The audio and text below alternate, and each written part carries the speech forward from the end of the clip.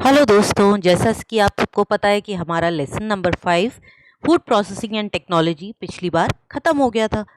तो सबने रिवाइज कर लिया अच्छे से। इसे चेक करने के लिए आइए हम फिर से ये क्विज देते हैं।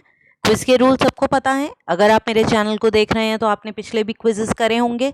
10 क्वेश्चंस हैं। अपने कॉपी और पेन को लेकर आ जाइए, रेडी रहिए और हम अपने क्विज को स्टार्ट करते हैं। तो हमारा फर्स्ट क्वेश्चन है, which of the following is not an example of food fortification. Not an example, ध्यान दीजिएगा। निम्नलिखित में से कौन सा खाद्य पदार्थों को प्रबलीकरण का उदाहरण नहीं है? कौन सा उदाहरण नहीं है? तो ए है आयोडाइज सॉल्ट, बी है folic acid added to flour, C है vitamin A added to oil और डी है आर्टिफिशियल स्वीटनर्स। मतलब ए आयोडीन युक्त नमक, बी मैदा में folic acid, C vitamin A को तेलों में डालना और डी कृत्रिम मिठास। इनमें से कौन सा फूड फोर्टिफिकेशन का एग्जाम्पल नहीं है? तो फर्स्ट क्वेश्चन हो गया, आपने अपनी कॉपी में अपना ऑप्शन लिख लिया। तो second question, it is the set of methods and techniques used to transform raw ingredients into finished and semi finished products. यह ऐसी विधियों और तकनीकों का समूह है जो कच्ची सामग्रियों को तैयार या आधे तैयार उत्पादों में बदलता है। फूड प्रोसेसिंग, फूड मैन्युफैक्चरिंग, सी है फूड साइंस या डी है फूड टेक्नोलॉजी। ए खाद्य संसाधन, बी खाद्य उत्पादन, सी खाद्य विज्ञान या डी खाद्य प्रौद्योगिकी। तो कौन सा ऐसा मेथड एंड टेक्निक है जो रॉ इंग्रेडिएंट्स को फिनिश्ड या सेमी फिनिश्ड खाने की चीजों में परिवर्तित कर देता है? Question number 3. In 1810, development of the canning process was done by Dash. किसने किया था?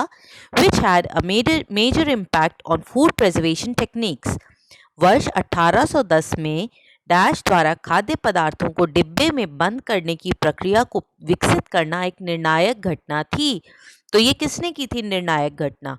Louis Pasteur A, B Dennis R Heldman, C Nicolas Appert या D Philip E Nelson. A Louis Pasteur, B Dennis R Heldman, C Nicolas Appert या D Philip E Nelson. तो ध्यान रखिए, Canning process मतलब डब्बे में बंद करना, जिसकी वजह से आज हम इजीली खाने को पैक करते हैं और प्रिजर्व करते हैं।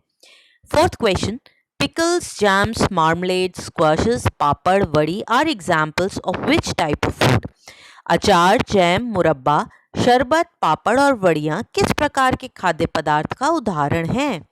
A formulated foods, B functional foods, C minimally processed foods या डी मैन्युफैक्चर्ड फूड्स।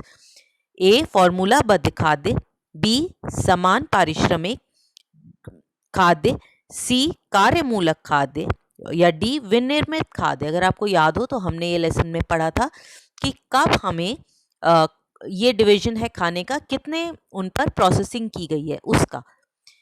तो क्वेश्चन नंबर 5 पे आते हैं। Bacteria usually prefer carbohydrate rich foods, example meat, fish, poultry, eggs and dairy products.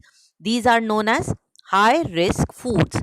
जीवाणु अधिक कार्बोहाइड्रेट युक्त खाद्य पदार्थ पसंद करते हैं, जैसे मांस, मछली, अंडा, मुर्गा, मुर्गी और डेयरी उत्पाद। ये सब अत्यधिक जोखिम वाले खाद्य पदार्थ कहलाते हैं। इज दिस ट्रू और फॉल्स? क्या ये वाक्य सही है या गलत? सही है तो ए, गलत है तो B. A for true and B for false. तो bacteria prefer carbohydrate rich foods, is it true और फॉल्स? तो सिक्स्थ क्वेश्चन पे आ जाइए। Bacteria can grow at any temperature between dash degree centigrade. This temperature is known as the danger zone. जीवाणु dash ताप पर वृद्धि करते हैं। ताप की यह पारस खतरे का क्षेत्र कहलाती है। ये कौन सा क्षेत्र है? 10 से 60 degree centigrade, 10 to 50 degree centigrade, 0 to 55 degree centigrade या 5 to 60 degree centigrade. A is 10 से 60, बी इज 10 से 50 डिग्री सेंटीग्रेड, सी इज 0 से 55 डिग्री सेंटीग्रेड और डी है 5 से 60 डिग्री सेंटीग्रेड। तो बैक्टीरिया किस टेम्परेचर पर सबसे आराम से ग्रो करता है? Question number 7. So the basic concepts in food processing methods are to prevent food spoilage are A application of heat, B removal of moisture या सी रिडक्शन ऑफ पीएच। मतलब खाद्य पदार्थों को नष्ट होने से बचाने के लिए संसाधित विधियों की मूलभूत संकल्पनाएं निम्नलिखित हैं। ऊष्मा का प्रयोग, 2 जल को हटाना या 3 पीएच कम करना। ऑप्शंस हैं A 1 and 2, B 2 and 3, C 1 and 3 या D all of the above. 1 और 2, 2 और 3, 1 और 3 या ऊपर के सारे ABCD ऑप्शंस हैं। तो ध्यान रखिए फूड प्रोसेसिंग, जिससे कि हम खाने का खराब होना या फूड स्पॉइलेज को रोक सकते हैं। Question number 8, perishable foods are foods that spoil quickly within 1 or 2 days. Example, milk, curds, fish and meat. विकार्य खाद्य पदार्थ वे होते हैं जो 1-2 दिन में खराब हो जाते हैं, जैसे दूध, दही, मछली या मांस। इज दिस ट्रू और फॉल्स? क्या ये वाक्य सही है या गलत? सही है तो ये ए, गलत है तो B. A for true and B for false. तो पेरिशेबल फूड्स क्या होते हैं? 9th, the work or food technologist is not required mainly in which industry? मुख्य रूप से किस उद्योग में खाद्य प्रौद्योगिकी विदों की आवश्यकता नहीं होती? A food industries, B labelling and packaging industry obviously of food, C designer crockery industries या डी ब्रूवरी डिस्टिलरी इंडस्ट्रीज। मतलब ए खाद्य उद्योग, बी लेबलिंग और पैकेजिंग उद्योग, सी डिजाइनर क्रॉकरी का उद्योग या मद्य निर्माण कारखानों में इनमें से किसमें फूड टेक्नोलॉजिस्ट की जरूरत नहीं होती मेन रूप में? और 10th, the Indian food industry with a size of $61 billion ranks dash in terms of size, contributing nearly 6% to the GDP. अपने 61 बिलियन अमेरिकी डॉलरों से पूंजी निवेश के आधार पर भारत का डैश स्थान है।